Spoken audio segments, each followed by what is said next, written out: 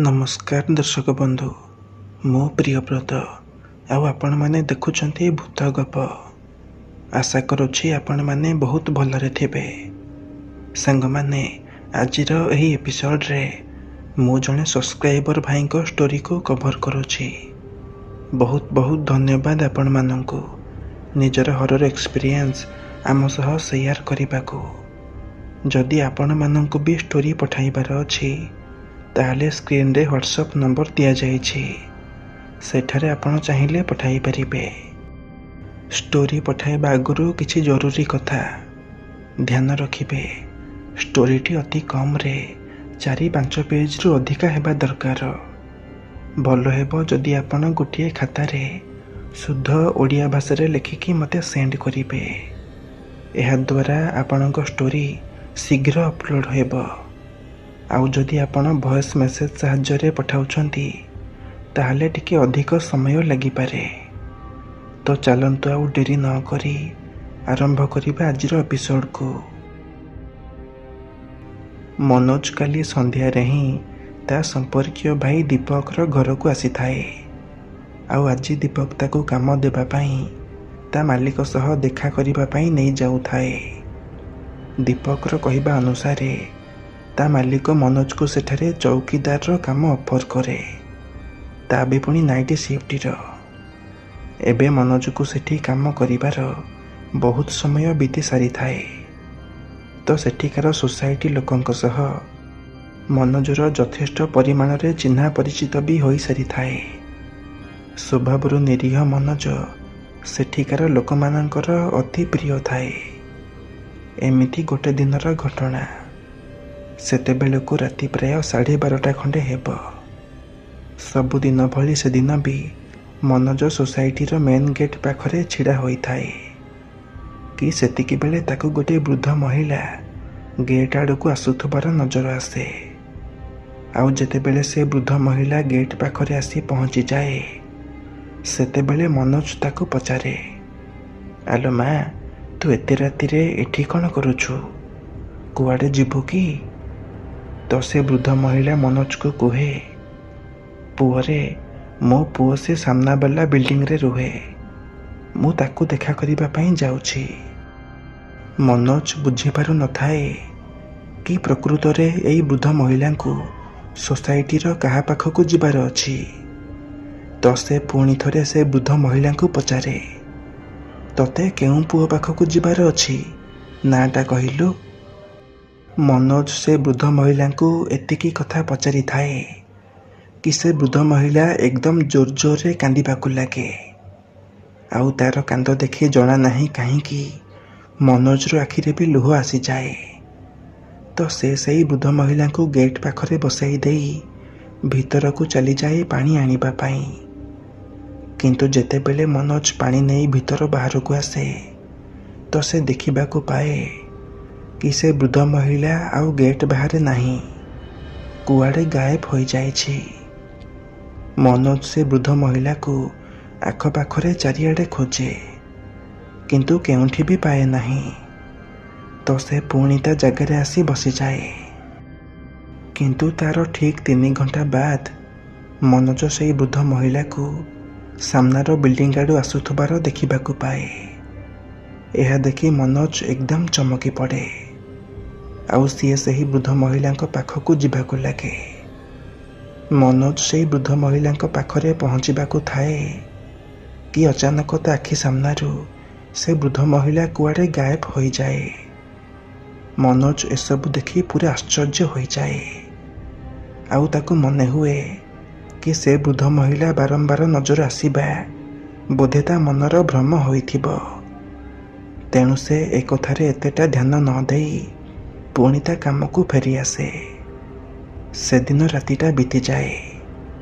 ता पर दिन राति रे जेतेबेले मनोज पुणी ता काम को आसे तो ताकू खबर मिले कि से सामना वाला बिल्डिंग रे गोटे लोकर मृत्यु हो जाइछि। वास्तविक रूप रे से लोक बहु समय धरी रोगाग्रस्त थिला। आउ से तार शेष समय रे ता माँ को खोजुथुला। किंतु जेउ प्रकार ए घटनार वर्णना मनोज सामने करा जाए ମନୋଜ ଭାବ ବିହୁଳ ହୋଇଯାଏ ଆଉ କୋହରେ ତା ଆଖି ଛଳ ଛଳ ହୋଇଯାଏ। ସେହିଦିନ ରାତି 12ଟା ସମୟରେ ଯେତେବେଳେ ମନୋଜ ତା ଡ୍ୟୁଟିରେ ବ୍ୟସ୍ତ ଥାଏ, ସେତେବେଳେ ମନୋଜକୁ ସେହି ବୃଦ୍ଧ ମହିଳା ପୁଣି ଥରେ ନଜର ଆସେ।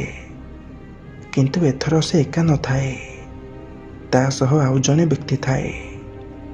ମନୋଜ ସେହି ବୃଦ୍ଧ ମହିଳାକୁ ଦେଖି ଟିକେ ହସିଦିଏ ଆଉ ସେ ବୃଦ୍ଧ ମହିଳା ବି ମନୋଜକୁ ଦେଖି ଟିକେ ହସିଦିଏ।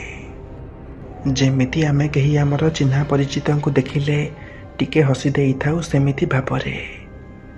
କିନ୍ତୁ ମନୋଜ ଜାଣିବାକୁ ଚାହୁଁଥାଏ କି ପ୍ରକୃତରେ ସେହି ବୃଦ୍ଧ ମହିଳା ଜଣକ କିଏ, ଆଉ ସେ ଏଠାକୁ ଡେରି ରାତିରେ କାହା ସହ ଦେଖା କରିବାକୁ ଆସୁଛି। ତେଣୁ ମନୋଜ ସେହି ବୃଦ୍ଧ ମହିଳାଙ୍କୁ ପାଟି କରି ଆବାଜ ଦେଇ କହେ, ଆରେ ମା, ଟିକେ ଶୁଣିବୁ। କିନ୍ତୁ ସେହି ବୃଦ୍ଧ ମହିଳା ମନୋଜର କଥାକୁ ଶୁଣେ ନାହିଁ। ଏହା ଦେଖି ମନୋଜ ଆଉ ଥରେ ସେହି ବୃଦ୍ଧ ମହିଳାଙ୍କୁ ପାଟି କରି ଡାକେ, ଆରେ ମା, ଟିକେ ଶୁଣେ। କିନ୍ତୁ ଏଥର ମଧ୍ୟ ସେହି ବୃଦ୍ଧ ମହିଳା ମନୋଜର ଡାକ ଶୁଣେ ନାହିଁ। ମନୋଜ ସେମିତି କରି 3-4 ଥର ସେହି ବୃଦ୍ଧ ମହିଳାଙ୍କୁ ଆବାଜ ଲଗାଏ, କିନ୍ତୁ ସେହି ବୃଦ୍ଧ ମହିଳା ମନୋଜର ଡାକ ଜମାରୁ ବି ଶୁଣେ ନାହିଁ। ଏହା ଦେଖି ମନୋଜ ବୁଝିପାରୁ ନଥାଏ ସେହି ବୃଦ୍ଧ ମହିଳା ମନୋଜର କଥା ଶୁଣିବାକୁ ଚାହୁଁନି ନା ୟା କଥା ତା ପାଖରେ ପହଞ୍ଚି ପାରୁନି। ଏହା ଚିନ୍ତା କରି ମନୋଜ ଯେତେବେଳେ ସେହି ବୃଦ୍ଧ ମହିଳା ଆଡ଼କୁ ଯିବା ପାଇଁ ପାଦ ବଢ଼ାଏ, ସେତେବେଳେ ଅଚାନକ ପଛ ପାଖରୁ କେହି ଜଣେ ମନୋଜକୁ ଆବାଜ ଲଗାଏ, ଆରେ ମନୋଜ ଭାଇ, ଏକା ଏକା କାହା ସହ କଥା ହେଉଛ? ଆଜି ଟିକେ ନାଲି ପାଣି ପଡ଼ିଯାଇଛି କି? ଏହା ଶୁଣି ମନୋଜର ଧ୍ୟାନ ସାମ୍ନା ଆଡ଼ୁ ଭାଙ୍ଗିଯାଏ ଆଉ ସେ ଯେତେବେଳେ ପଛକୁ ବୁଲି ଚାହେଁ ତ ତା ପଛ ପାଖରେ ବିନୋଦ ଛିଡ଼ା ହୋଇଥାଏ, ଯିଏକି ସେହି ସୋସାଇଟିର ଜଣେ କର୍ମଚାରୀ ଥାଏ ଆଉ ମନୋଜର ସହଯୋଗୀ ବି ଥାଏ। ମନୋଜ ବିନୋଦକୁ ପ୍ରତ୍ୟୁତ୍ତର ଦେଇ କହେ, ଆରେ ନାଇଁ ବିନୋଦ ଭାଇ, ମୁଁ ତ ଏଇ ବୁଢ଼ୀ ମାଉସୀକୁ ପଚାରୁଥିଲି କି କିଏ ତୁ, ଆଉ ଏତେ ରାତିରେ ଏଠାକୁ ସବୁଦିନ କାହିଁକି ଆସୁଛୁ? ମନୋଜର ଏହି କଥାରେ ବିନୋଦ ଆଶ୍ଚର୍ଯ୍ୟ ହୋଇଯାଏ ଆଉ ଚକିତ ଢଙ୍ଗରେ ମନୋଜକୁ ପଚାରେ, ତୁ କେଉଁ ବୁଢ଼ୀ ମାଉସୀ କଥା କହୁଛୁ? ଏଠି ତ ସେମିତି କେହି ବି ନାହାନ୍ତି।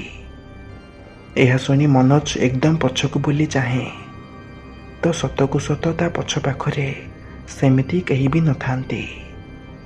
କିନ୍ତୁ ଏଥର ସେ ପୁରା ସିଓର ହୋଇଯାଇଥାଏ କି ଏସବୁ କୌଣସି ପ୍ରକାରରେ ତା ମନର ଭ୍ରମ କେବେ ବି ନୁହଁ।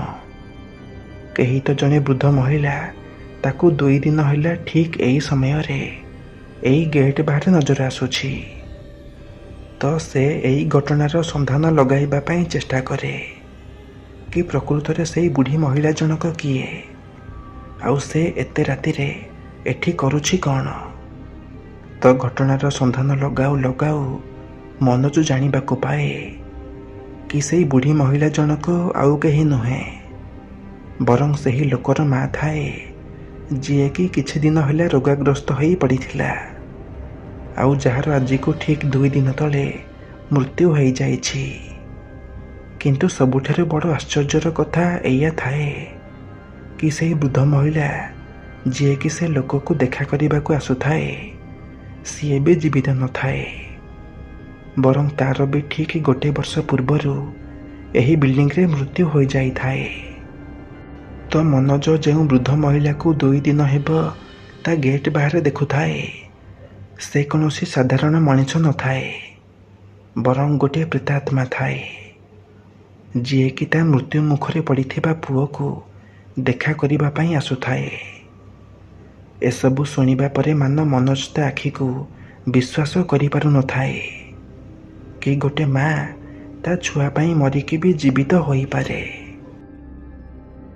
ତେବେ ଦର୍ଶକ ବନ୍ଧୁ, ଇଏ ତ ଥିଲା ଆଜିର କାହାଣୀ, ଯାହାକୁ ଆମ ସହ ସେୟାର କରିଥିଲେ ପ୍ରକାଶ ଭାଇ।